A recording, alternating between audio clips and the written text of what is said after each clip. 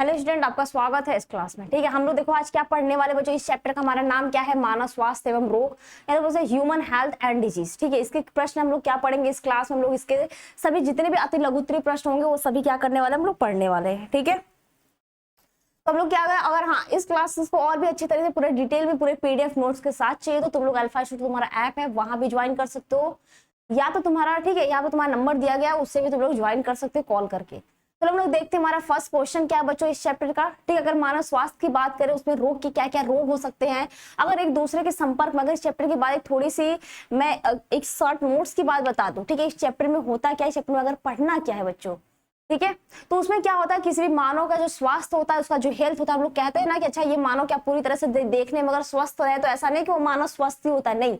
जो कोई भी मानव बच्चों क्या होता है, अगर स्वास्थ्य किसे कहते हैं तो बोल सकते हैं किसी भी मानव का जो मानसिक रूप से, शारीरिक रूप से और सामाजिक रूप से, तीनों रूप से जो स्वस्थ होता है उसी हम लोग क्या बोलते हैं, स्वास्थ्य बोलते हैं। मतलब मानव स्वास्थ्य किसे कहते हैं।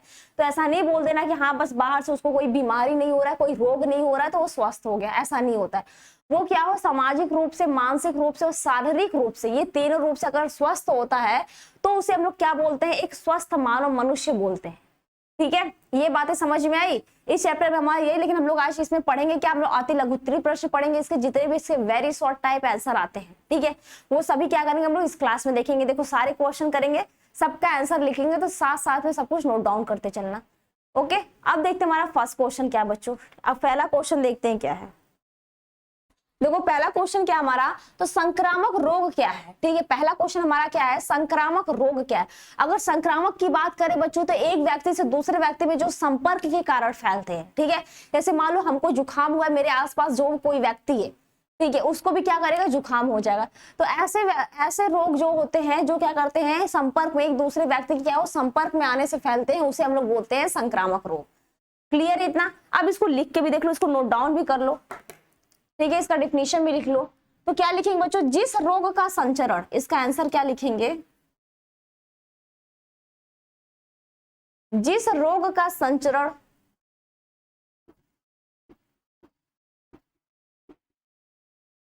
संचरण एक व्यक्ति से दूसरे व्यक्ति में होता है उसे संक्रामक रोग कहते हैं। ठीक है, समझ में आया।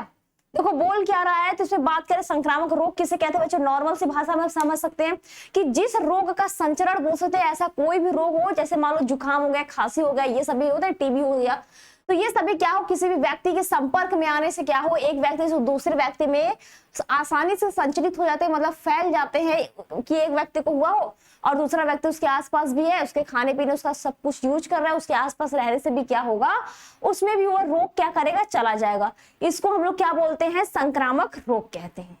क्लियर इतना, बताओ इतना बातें समझ में आई। अब देखते हैं हमारा अगला प्रश्न क्या बच्चों। सारे क्वेश्चन देखते हैं, थोड़े फास्ट में पढ़ेंगे। ठीक है, बहुत सारे क्वेश्चन है। देखो अगला क्वेश्चन हमारा क्या दे रखा है, अगला क्वेश्चन हमारे वायु से फैलने वाले किन्हीं दो संक्रामक रोगों का नाम लिखो। ठीक है, अब देखो जो संक्रामक रोग होते हैं ये क्या होता है, एक दूसरे व्यक्ति के संपर्क में आने से। अब क्या हमारे बीच और किसी और के बीच में क्या होगा, एक वायु होगा ना, एक एयर ही होगा, जो क्या करेगा एक व्यक्ति से दूसरे, क्योंकि सांस तो हमेशा ले रहा है, वो कंटिन्यू सांसें ले रहा है, ऑक्सीजन ले रहा है, कार्बन डाइऑक्साइड छोड़ रहा है, तो हवा में क्या होगा, उसके भी क्या होंगे, रोग क्या होंगे, फैल जाएंगे और दूसरे व्यक्ति के शरीर में आसानी से पहुंचे। वही पूछा है कि वायु के द्वारा अगर बात करें तो संक्रामक रोग का अगर नाम लिखे बच्चों तो क्या हो जाएगा, बोल सकते हैं खसरा और चेचक। क्या हो जाएगा बच्चों, इसका आंसर क्या लिखेंगे, बोल सकते हैं वायु के द्वारा। ठीक है, वायु के द्वारा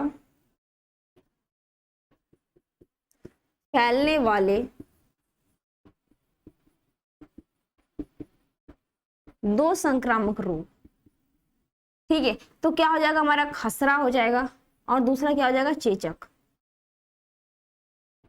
ठीक है, बात समझ में आई बच्चों, क्लियर इतना क्वेश्चंस कि वायु के द्वारा अगर बात करें कि जो हमारा वायु होता है, जो एयर होता है, उसमें किसी दो संक्रामक रोगों का नाम लिखे बच्चों तो क्या हो जाएगा, खसरा हो जाएगा और चेचक हो जाएगा। ठीक है, बातें समझ में आई।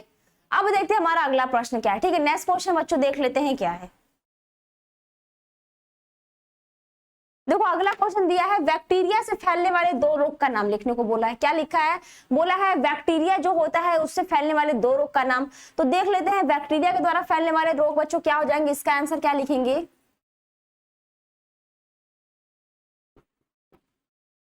बैक्टीरिया के द्वारा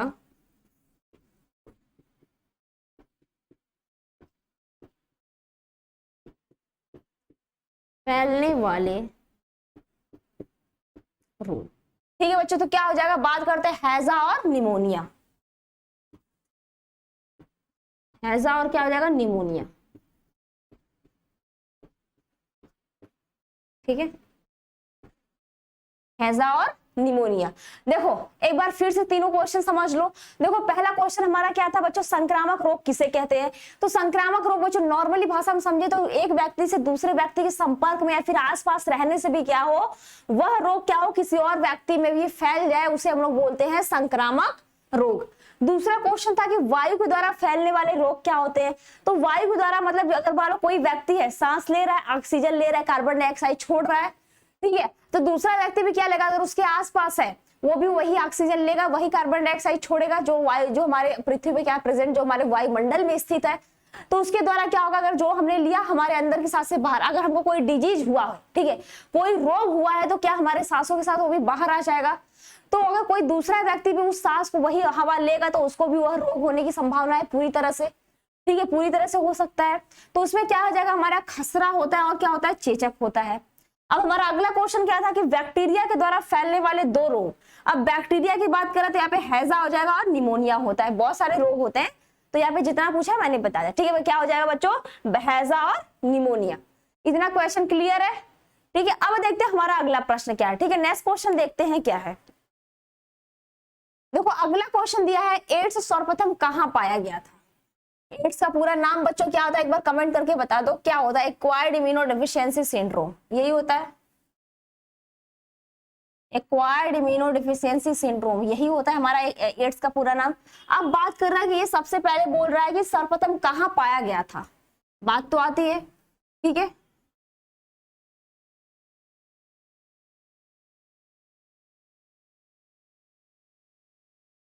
अब देखो एड्स सबसे पहले अगर बात करें कहां पाया था, यह रोग सर्वप्रथम अमेरिका में 1981 में पाया गया था। क्या ख्याल है बच्चों, इसका आंसर क्या लिखेंगे, एड्स। ठीक है, सर्वप्रथम अमेरिका में। ठीक है, अमेरिका की बात करें बच्चों किस सन में, तो 1981 में पाया गया था। ठीक है,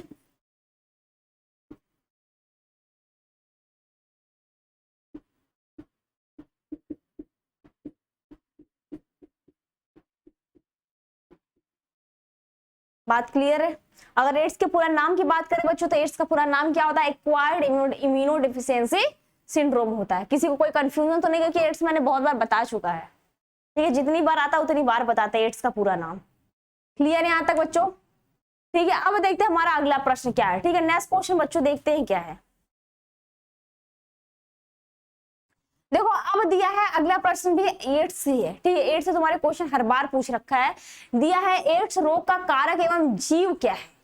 क्वेश्चन देखो नॉर्मल है, बस पूछने का तरीका यहाँ पे बदल दिया है। बोला है एड्स रोग का अगर बात करें कारक और जीव क्या है, तो उसका आंसर बच्चों देख लेते हैं। ठीक है, एड्स का क्या है, कारक और जीव की बात करें तो इसका कारक और जीव क्या आ जाएगा बच्चों, विषाणु होता है। क्या होता है अगर बात करें इसका एड्स का, तो हो जाएगा एड्स रोग का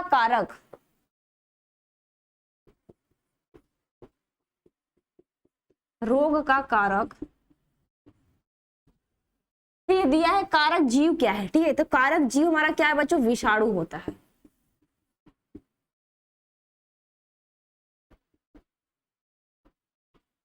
बातें समझ में आई। इसकी किसकी बात कर रहा है, तो बात करें ये क्या किसका होता है, विषाणु में होता है। अगर सर्वप्रथम बात करें कहाँ पे खोजा गया था, अमेरिका में सबसे पहले देखा गया था। सबसे पहले कहाँ पे पाया गया था एड्स हमारा, तो बात करें तो कहां पर सबसे पहले पाया था, अमेरिका में पाया था। किस सन में पाया गया था बच्चों, 1981 में पाया गया था। अगर इसकी कारक जीव की बात करें तो किसके द्वारा ये सबसे पहले होता था, इसे बात करें किसके द्वारा, विषाणु के द्वारा होता है। क्लियर इतना क्वेश्चन। बताओ यहां तक के क्वेश्चन क्लियर है? ठीक है, अब देखते हैं हमारा नेक्स्ट प्रश्न क्या है। ठीक है, अगला क्वेश्चन देखते हैं क्या है। देखो अगला क्वेश्चन हमारा दिया है, प्रतिरक्षी कोशिकाएं कितने प्रकार की होती है? जो हमारी प्रतिरक्षी कोशिकाएं होती हैं, जो हमको इम्यूनिटी सिस्टम जो हमारा उनको एक तरह से बात समझ रहे हो तो जो प्रतिरक्षी का मतलब जो उनको रक्षा प्रदान करती है। ठीक है, हमारे प्रति बोल सकते हैं, किसी भी रोग के प्रति हमको उसके प्रति बोल सकते हैं पहले से तैयार रहो कि तुमको कोई रोग, उससे लड़ने के लिए क्या हो, हमेशा तैयार रहते हैं। ठीक है, अप टू डेट रहते हैं। तो उसको क्या बोल सकते हैं, कितने प्रकार की कोशिकाएं होती हैं? ठीक है, इसका आंसर बच्चों देख लेते हैं क्या हो जाएगा।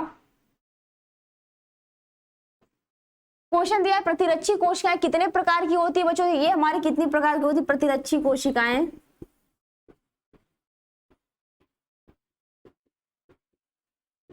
प्रतिरक्षी कोशिकाएं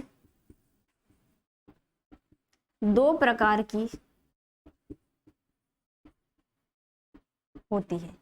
ठीक है, अब बात आती है इसमें पहला कौन सा हो जाएगा। तो पहले की बात करें बच्चों हो जाएगा मारक टी कोशिका, मतलब किलर टी सेल्स। मारक टी कोशिकाएं, ठीक है, या तो इसको बोलते हैं किलर टी सेल्स। और दूसरा क्या हो जाएगा? ठीक है, ये देखो बहुत लॉन्ग क्वेश्चन नहीं है। ठीक है, इसके बाद डिटेल में नहीं लिखवा रहे। दूसरा हो जाएगा हमारा हाइपर हेल्पर से, या तो सहायक टी कोशिकाएं। सहायक टी कोशिकाएं, ठीक है, इसको क्या बोलते हैं? दिख रहा है ना क्लियर यहां तक? ठीक है, इसको बोलते हैं हेल्पर टी सेल्स। बातें समझ में आई बच्चों? दिख रहा था? अच्छा नहीं दिख रहा है क्या? यहाँ पे देखो हेल्पर टी सेल लिखा है, ऊपर लिख दे क्या लिखा है, हेल्पर टी सेल्स। ठीक है, और एक क्या था, किलर टी कोशिका, किलर टी सेल। आप समझ में आई? अगर बात करें प्रतिरक्षी कोशिका हमारी बॉडी में बोल सकते हैं कि कौन प्रोटेक्टिव होता है, कौन किसी रोग को बचाने का। हमारे सेल्स में कितनी कोशिकाएं पाई जाती है जो क्या करती हैं, रोगों से लड़ने की जिसके पास क्षमता होती है। 2 प्रकार की होती, कौन कौन सी होती है? तो एक हेल्पर होता है, एक तुम्हारा किलर टी सेल्स होता है। बात करें अगर ऐसी बात करें तो जो हमारी टी सेल्स होती है वो क्या करती हैं, सुरक्षा प्रदान करती है, मतलब वो प्रतिरक्षी कोशिकाएं होती है जो हमारी टी सेल्स होती हैं।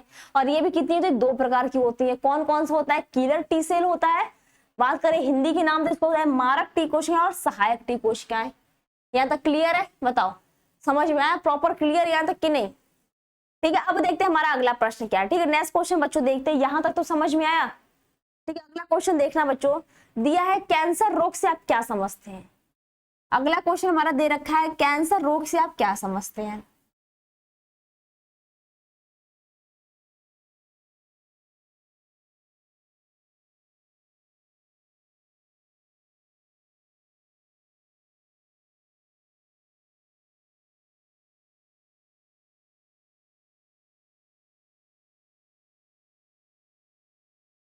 ठीक है, तो इसका आंसर देखते हैं बच्चों। अगर कैंसर रोग की बात करें तो कैंसर क्या होता है, एक निरंतर वृद्धि करने वाली। इसका आंसर लिखना बच्चों, कैंसर क्या होता है, कैंसर एक निरंतर वृद्धि। ठीक है बच्चों, अगर देखो अगर ऐसे नॉर्मल से कैंसर की बात, पहले इसको लिख लो, उसके बाद फिर इसको समझा देते 2-3 बार अच्छे तरीके से, 2-3 डिफिनेशन लेके समझा देते हैं। ठीक है, तो क्या आ जाएगा बच्चों, बात करते हैं कैंसर क्या होता है, निरंतर। ठीक है, निरंतर वृद्धि करने वाली बोल सकते हैं, निरंतर वृद्धि करने असीमित संरचना है, असीमित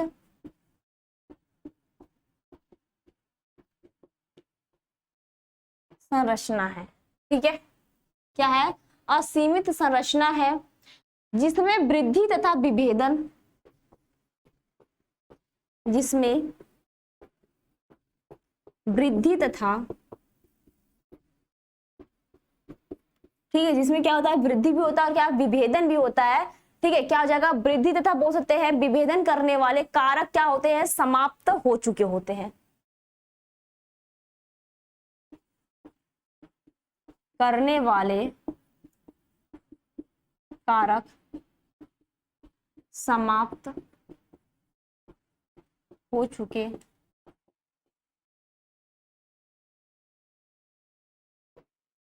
होते हैं। ठीक है, एक बार फिर से इसको समझ लो बच्चों। देखो बोल क्या रहा है, अगर बात करें कैंसर हमारी क्या होती है, तो अनवांटेड ग्रोथ, जो सेल का जो अनवांटेड ग्रोथ होता है, ठीक है, अनलिमिटेड ग्रोथ की बात करें तो जो अनलिमिटेड जब ग्रोथ होने लगता है सेल का, अनलिमिटेड डिवीजन होने लगता है जिसकी कोई लिमिट नहीं रहती है, ठीक है, असीमित संरचना होने लगता है, तो उसको वो क्या नाम दे देते हैं, कैंसर नाम दे देते हैं। ठीक है, या तो बोलते हैं जो अबूर्त विभाजन करता है, ठीक है, एक कोशिका का क्या बोलते हैं, अबूर्त विभाजन करता है। ठीक है, अगर जो नॉर्मल हमारी सेल से डिवीजन करना, एकदम ध्यान से समझना बच्चों, इसको क्या हम ध्यान से समझना, इसकी बात क्या करें, अगर मान लो कोई कोशिका है, ठीक है, अगर हमारी कोई कोशिका है, ये क्या करती है एक नॉर्मल तरीके से, ठीक है, एक नॉर्मल वेव में क्या करती है, वो सेल डिवीजन करती है, क्या करती है, कोशिका विभाजन करती है, या तो बोल सकते हैं कोशिका विभाजन करती है, या तो बोल सकते हैं सेल का डिवीजन होता है। क्या होता है, सेल का डिवीजन होता है। ठीक है, क्या होता है, सेल का डिवीजन होता है। लेकिन यही जो नॉर्मल तरीके से सेल का डिवीजन हो रहा था, लेकिन अचानक ये क्या बहुत तेजी से डिवीजन करने लगता है, क्या बहुत असीमित डिवीजन, या तो असीमित संरचना बना लेता है, या तो बोल सकते हैं अनवांटेड ग्रोथ जब सेल का होने लगता है तो उसको हम लोग क्या नाम दे देते हैं, कैंसर नाम देते हैं। यही चीज इसमें भी लिखा है। कैंसर क्या होती है बच्चों, यहाँ पे लिखा है निरंतर वृद्धि करने वाली असीमित, देखो किसी का इससे लिमिट ही नहीं है, ठीक है, अनलिमिटेड ग्रोथ, असीमित जो संरचना होती है जिसमें क्या होता है वृद्धि तथा विभेदन करने वाली जो कारक होती है।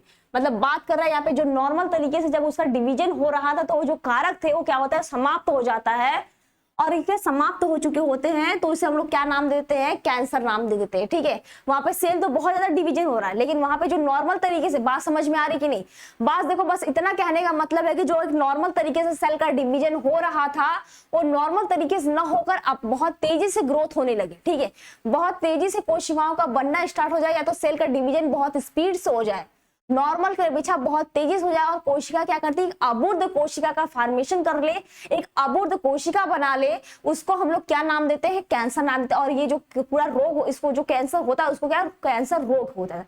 लेकिन यहाँ पे क्वेश्चन हमारा दिया गया है कि आप उससे समझते क्या है बच्चों, तो यही समझते हैं जो हमारा होता है क्या है, कैंसर एक क्या होती है, एक निरंतर वृद्धि करने वाली असीमित संरचना होती है, जिसमें क्या होता है जो वृद्धि तथा विभेदन करने वाले जो उसके कारक फैक्टर पाए जाते हैं वो क्या होते हैं, बिल्कुल समाप्त हो जाते हैं, तो उसे हम लोग क्या बोलते हैं, कैंसर रोग दे देते हैं। क्लियर है बच्चों, यहां तक बताओ, यहां तक प्रॉपर समझ में आया। ठीक है, अब देखते हैं हमारा अगला प्रश्न क्या है। ठीक है, नेक्स्ट क्वेश्चन की तरफ चलते हैं, देखते हैं क्या है। देखो ये क्वेश्चन दिया है, बहुत अच्छा क्वेश्चन है, दे रखा है कि हमारा, ठीक है, ये क्वेश्चन दिया है एलर्जी किसे कहते हैं।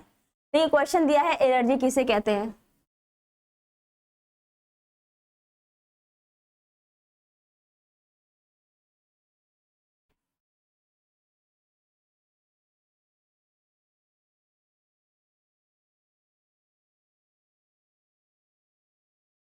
ठीक है, इसका आंसर लिखना। अगर एलर्जी की बात करें तो क्या किसी पदार्थ के प्रति, किसी पदार्थ के प्रति,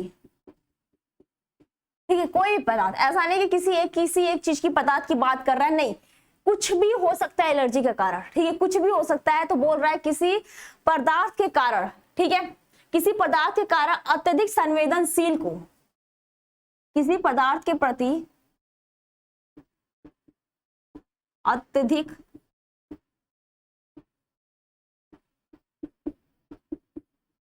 संवेदनशील को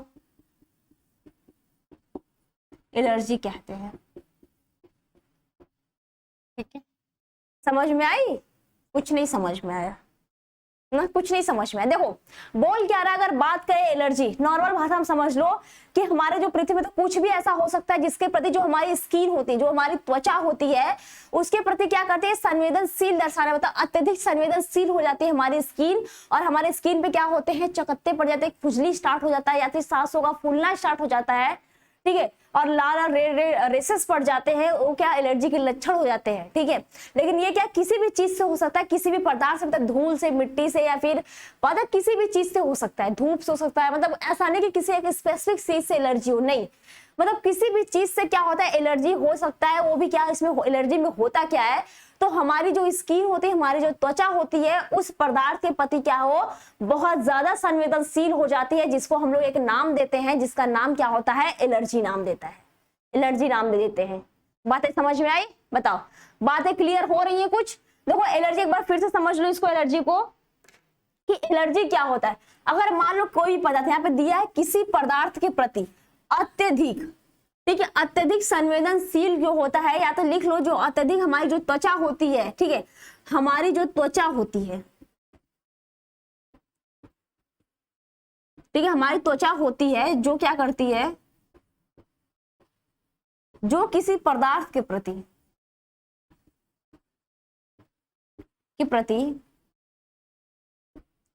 अत्यधिक संवेदनशील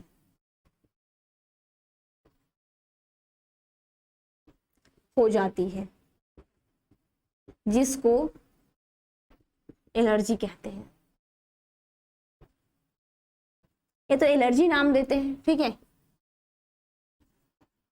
ये ऐसे भी लिख लो, या तो ऐसे लिख लो या तो ऐसे लिख लो, ठीक है, कोई भी एक डिफिनेशन लिख लो, जो तुमको सही लगे वही डिफिनेशन लिख लो, ठीक है। अब या तो ऐसे लिख लो, हमारी जो त्वचा होती है किसी पदार्थ के प्रति क्या होती है, अत्यधिक संवेदनशील दर्शाती है, जिसको हम लोग नाम क्या देते हैं, एलर्जी। अगर इसके लक्षण की बात करें बच्चों, तो एलर्जी में क्या होता है, हमको खुजली स्टार्ट हो जाएगा, रेड रेड रेसेस पड़ जाएंगे, ठीक है, और हमारा सांसों का फूलना, मतलब धूल से भी हो सकता है, पाउडर से, किसी भी परागकण जो होते हैं, पॉलन ग्रेन होते हैं बहुत सारे फ्लावर्स के, कि फ्लावर सूंघने के बाद क्या होता है, कुछ ऐसे लोगों में देखा गया जो फ्लावर सूंघने के बाद उनको एलर्जी हो जाए, उनका सांस फूलने लगता है, ठीक है, उनका जो ब्लड प्रेशर हाई होता है, बहुत ऐसे नॉर्मल केसेस आते हैं, ठीक है। तो एलर्जी क्या होता है, किसी भी चीज से हो सकता है, जिससे क्या करती है, हमारी जो त्वचा होती है उसके प्रति अत्यधिक संवेदनशील हो जाती है, ठीक है। बातें क्लियर यहां तक, बताओ यहां तक ठीक है। अब देखते हैं अगला प्रश्न क्या है, ठीक है, ज्यादा क्वेश्चन बचा नहीं है, एक दो क्वेश्चन जो और भी होगा। देखो दिया है निकोटीन पदार्थ, ठीक है, दिया है निकोटीन पदार्थ किसमें होता है, यह क्या प्रभाव डालता है। इसका आंसर बच्चों देखते हैं निकोटीन का। यहां तक तो हो गया सबका, ठीक है, यहां तक हो गया सबका।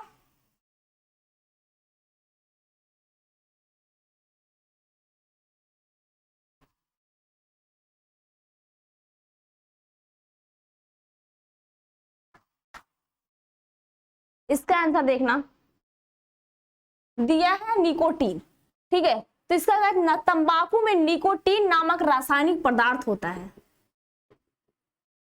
तंबाकू में निकोटीन नामक रासायनिक पदार्थ होता है, ठीक है। जो तंबाकू होता है, अगर इसमें पदार्थ की बात है, क्या होता है, इसमें निकोटीन पाया जाता है पदार्थ। यह तंत्रिका तंत्र को उत्तेजित करता है, क्या करता है, यह हमारे तंत्रिका तंत्र नर्वस सिस्टम को, यह तंत्रिका तंत्र को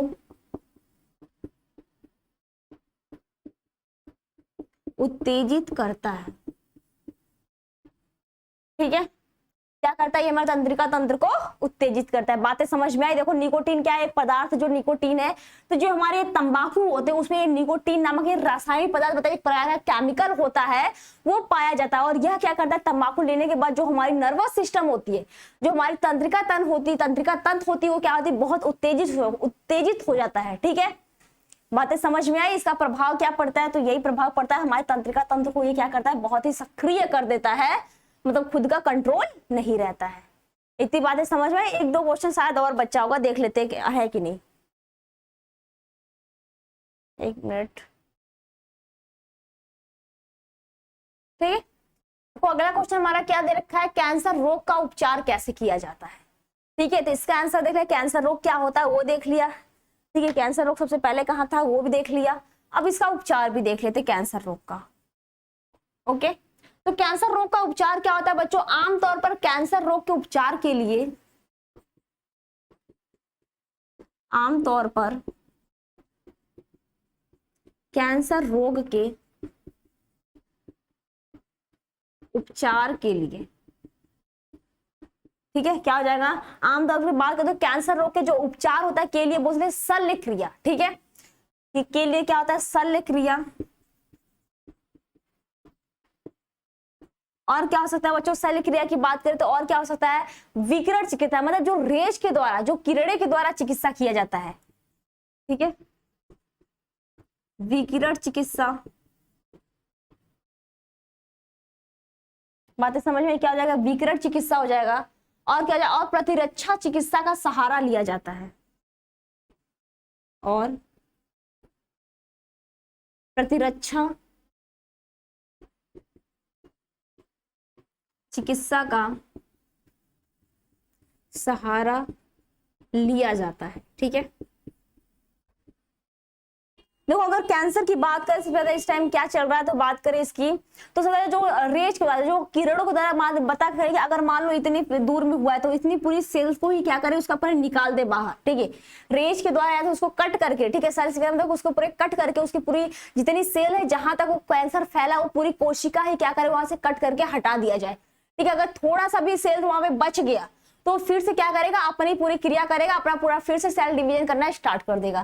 तो बच्चों इसकी बात क्या करते हैं, तो इसमें करते हैं कि इसमें जो आमतौर पर बात है, जो कैंसर रोग होता है इसके उपचार के लिए हम लोग सेल चिकित्सा करते हैं, विकिरण का जो रेज के द्वारा करते हैं, या तो बोल प्रतिरक्षा चिकित्सा का सहारा लिया जाता है। क्लियर है, बताओ यहां तक की बातें समझ में आई?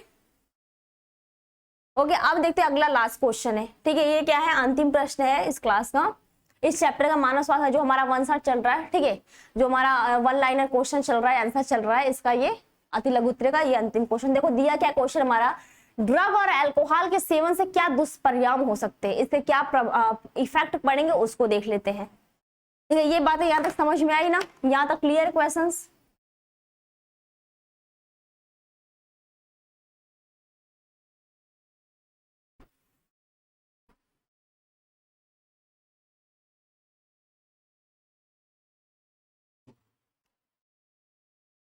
इसका आंसर लिखना। अगर अल्कोहल की बात करें तो ड्रगों की अत्यधिक मात्रा से,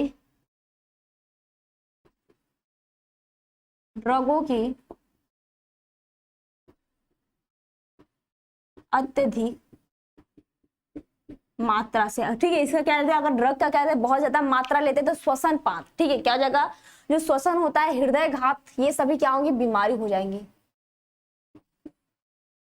श्वसन, हृदय, ठीक है क्या क्या हो जाएगा, जो श्वसन से संबंधित हृदय घात मतलब हार्ट फ्लोर हो सकते हैं, हार्ट जो हमारा क्या हो जाएगा, हार्ट का फेल हो जाना, या तो बोल सकते हैं अथवा प्रमस्तिष्क अथवा प्रमस्तिष्क। ठीक है, प्रमस्तिष्क रक्तस्राव, इसको बोलते हैं हेमरेज भी बोलते हैं,